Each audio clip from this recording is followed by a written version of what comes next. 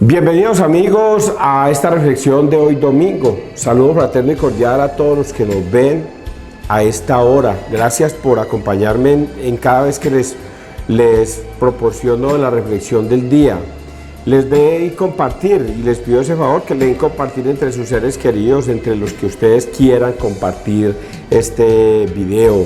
Es sobre la palabra de Dios. De todos los días hago la reflexión y lo que hago es apologética, y es escudriñar las escrituras para descubrir qué es lo que hay dentro de ellas y transmitírselas a ustedes. Hay un detalle muy especial que lo tengo que decir y siempre lo digo, es que si una persona comienza a analizar quién está hablando, entonces dicen, pero si ese es César, el pecador, César es un pecador, ese que es lo que se cree, leyendo la palabra de Dios y todas las cosas, escudriñando las escrituras y todo eso, sí, ese es un pecador.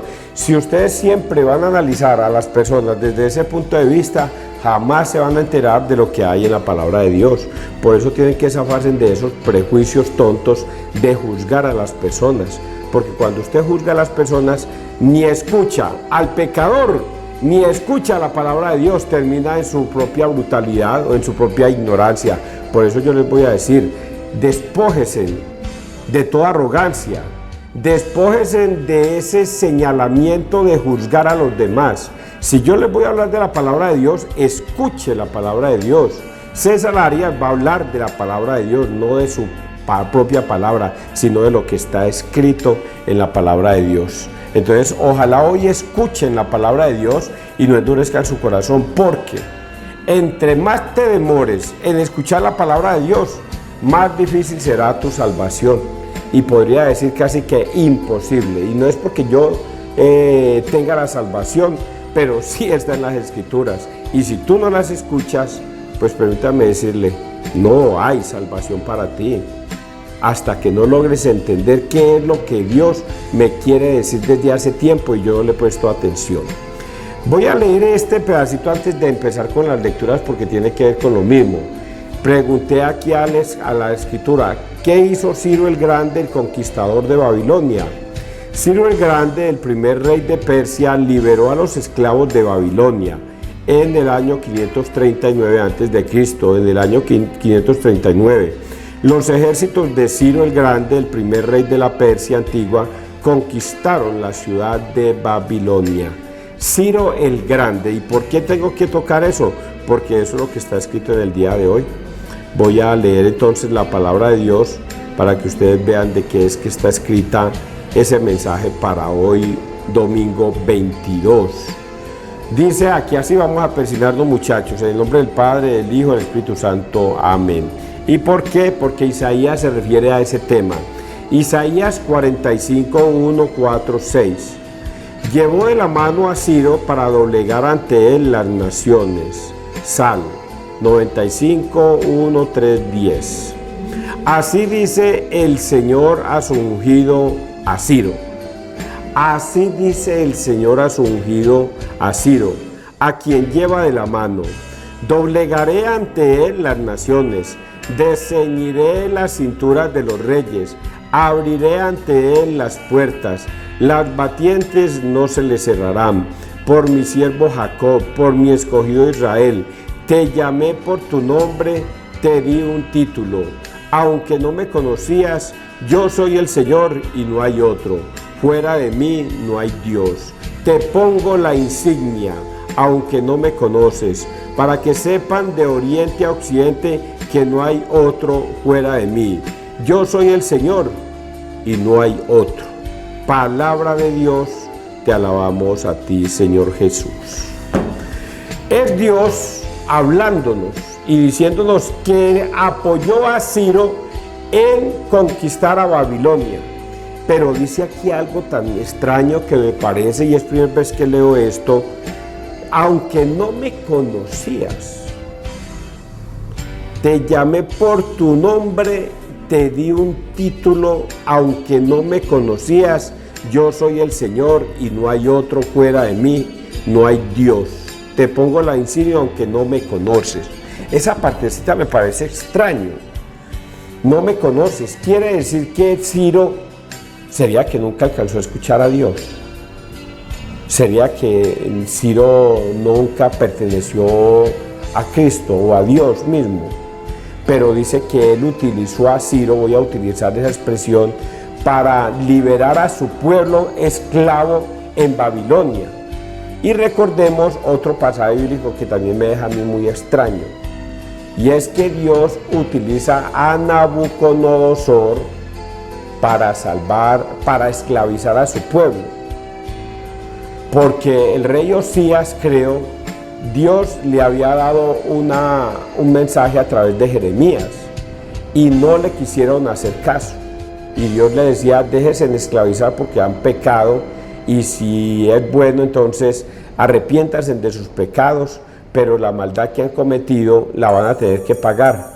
Pero no quisieron escuchar a Jeremías, y entonces Osías prefirió castigarlo, meterlo por allá a un pozo profundo y olvidarlo. No le quisieron hacer caso a las profecías de Jeremías, sino por el contrario lo castigaban.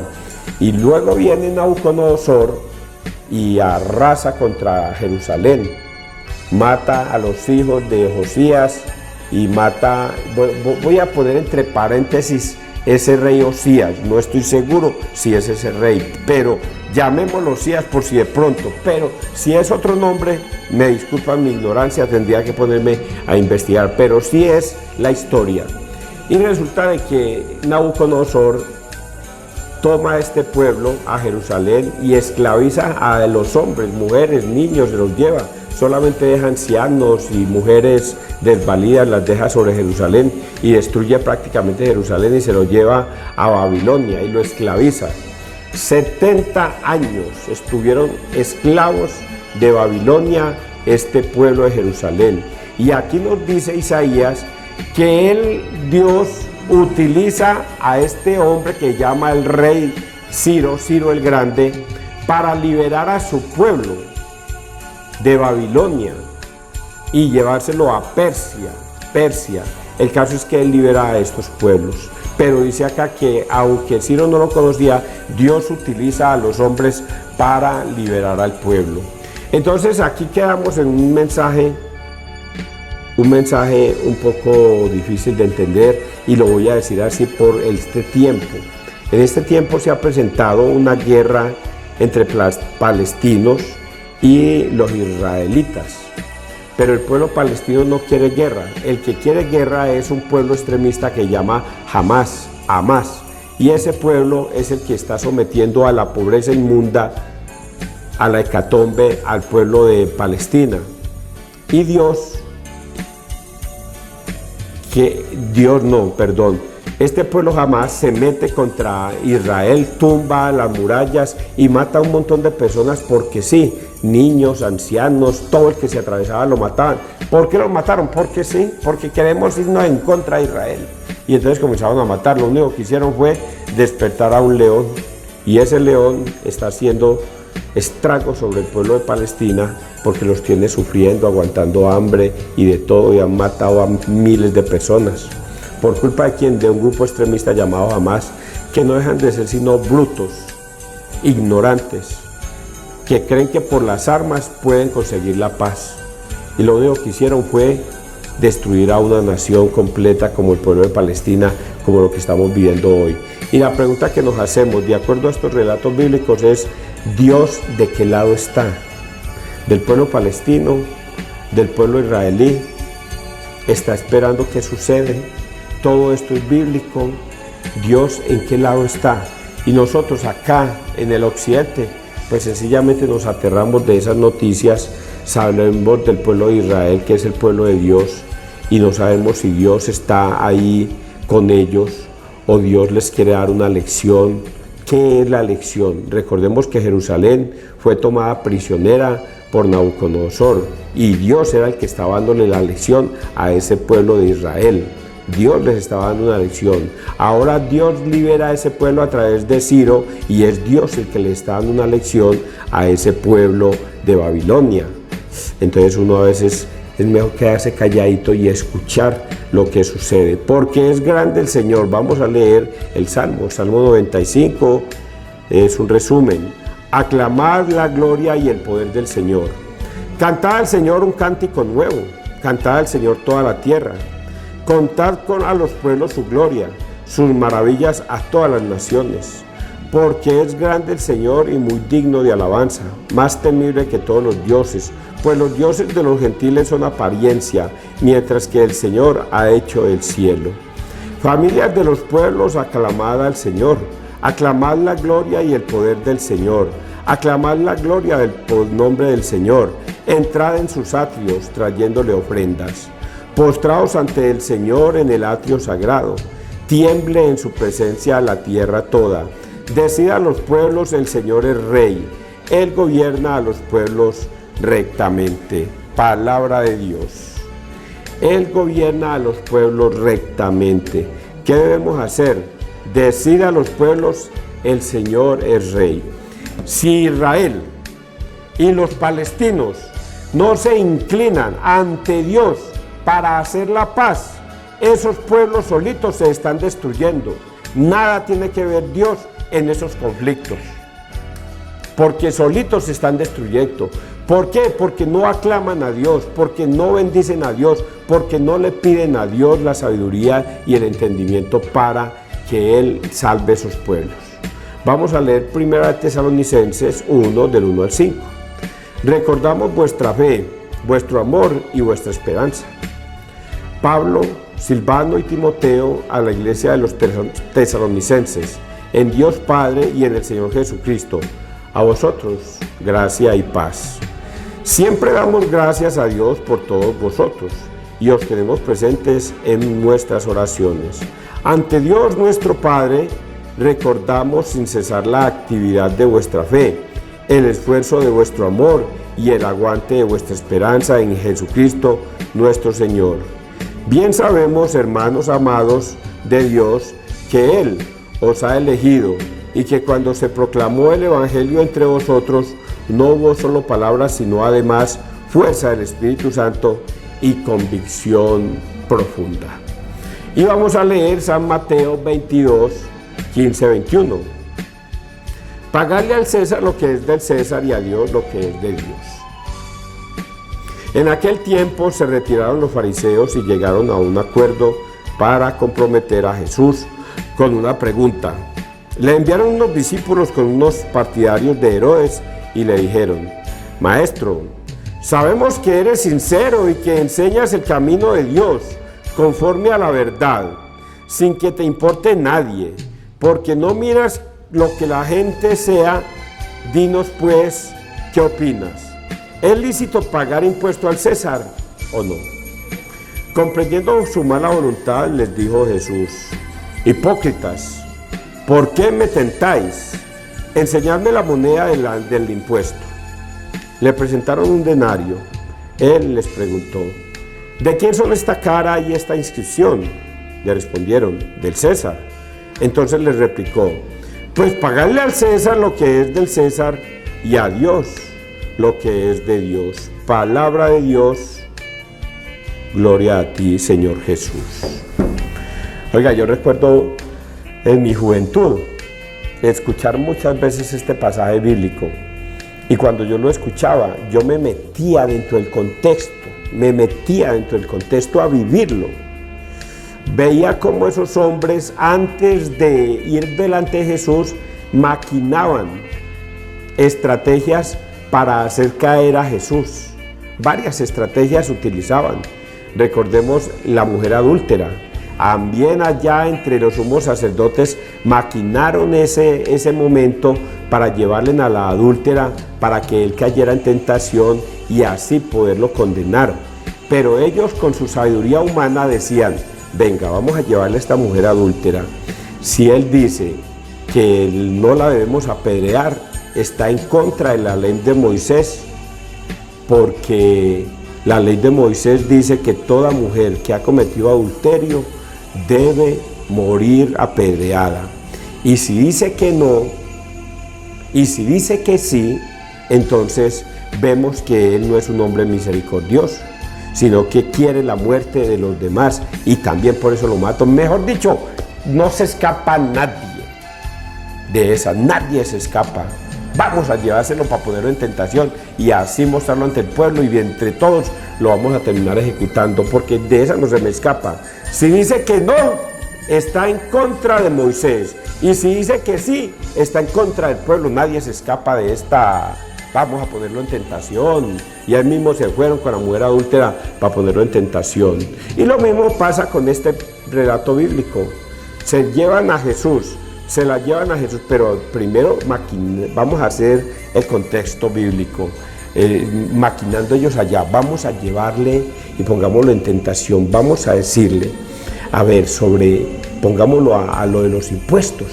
Claro, lo de los impuestos, si él dice que no hay que pagar impuestos, entonces está en contra de Roma. Está en contra de Roma porque Roma obliga a pagar impuestos. Entonces él no puede decir eso, y si dice eso, lo mandamos a matar los romanos porque está desobedeciendo al emperador César. Pero si dice que sí hay que pagar, entonces vamos, y entonces está en contra de nosotros los judíos, está en contra de nosotros que queremos salirnos de la esclavitud de Roma. No, de esta tampoco se escapa, esta sí no se escapa, lo vamos a llevar, ya tenemos por qué condenarlo. Y por eso se van, sigue el contexto que le acabo de poner, por eso se van a ponerlo en tentación. Y el Señor, que conoce el corazón de cada hombre, sabe qué está maquinando su corazón, sabe por qué dice las cosas. El evangelio del viernes decía, no tengan miedo del que es capaz de matar el cuerpo, pero no es capaz de matar el alma. Ténganle miedo a ese, al que es capaz de matar el cuerpo y tirar el alma al infierno. A ese sí que hay que tenerle miedo, porque Dios conoce todo lo que hay en ti. Dios sabe cuántos cabellos tienes, Dios conoce tu interior y tu exterior, te conoce de pie a pa. Así es que le dice a sus discípulos, no tengan miedo, que Dios está con ustedes, Dios los cuida.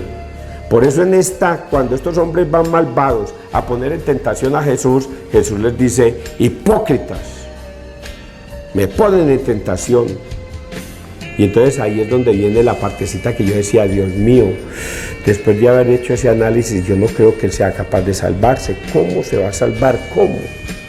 Cuando sale con esa perla tan impresionante. Es que es tan impresionante esa sabiduría de Dios, que es demasiado.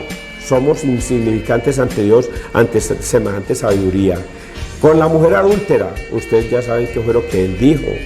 El que esté libre de pecado, que arroje la primera piedra.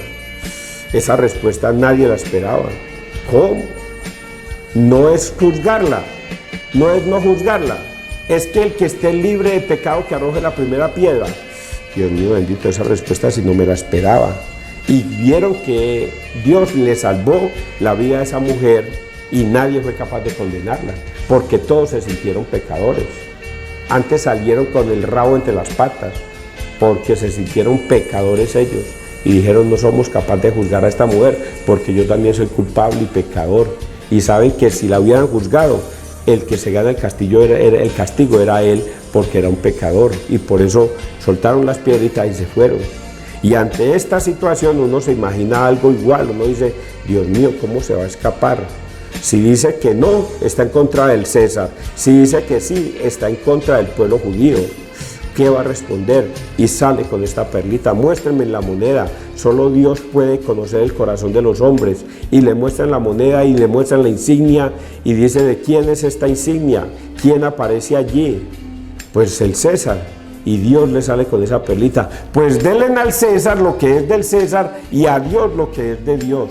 Esta maravilla, esta cosa tan impresionante, tan grande, tan inmensa, nosotros los seres mortales de este tiempo y de todos los tiempos, no tenemos más sino que hacer, mande Señor que tu siervo escucha, porque se da uno cuenta de la grandeza de Dios ante el mundo y lo insignificantes que somos con nuestra sabiduría al querer juzgar el mundo. Por eso el Salmo dice eso tan bonito. Salmo. Siempre damos gracias a Dios por todo. A ver, porque es grande el Señor y muy digno de alabanza, más temible que todos los dioses, pues los dioses de los gentiles son apariencia, mientras que el Señor ha hecho el cielo. Familias de los pueblos, aclamad al Señor, aclamad la gloria y el poder del Señor, aclamad la gloria del nombre del Señor, entrad en sus atrios trayéndole ofrendas. No podemos sino agachar la cabeza y decir: Señor, perdóname todos mis pecados, porque no soy digno de estar en tu presencia. No somos capaces sino de ir al confesionario a pedir perdón, porque somos demasiado insignificantes ante Dios. Hoy este evangelio nos está dando exactamente eso, que Dios es demasiadamente inmenso y grande ante nosotros, para que nosotros nos sentamos tan insignificantes ante Él, que lo único que pidamos de Él es perdón y misericordia por nuestros pecados. Entonces les replicó: pues pagarle al César lo que es del César y a Dios lo que es de Dios. Y termino con ese pedacito. Y es que las cosas de este mundo, lo que está pasando allá en Palestina, lo que está pasando en esa franja de Gaza, lo que está pasando con Israel y con el grupo Hamas, es simplemente soberbia y prepotencia de la sabiduría humana, que creen aplastar unos a otros, creen que el poder está en las armas, en matar, en aniquilar, en destruir, y no agachan la cabeza para entender a Dios, que Dios es paz. Que si esos hombres se sentaran en una mesa a conciliar en el nombre de Dios, Dios estaría como Ciro, acompañándoles para hacer paz. ¿Ustedes entendieron este mensaje de hoy? Es eso, muchachos. Agachar la cabeza y decir: Dios es grande ante mí y yo demasiado insignificante ante Él. Que Dios te bendiga, que Dios nos bendiga donde quiera que todos estemos.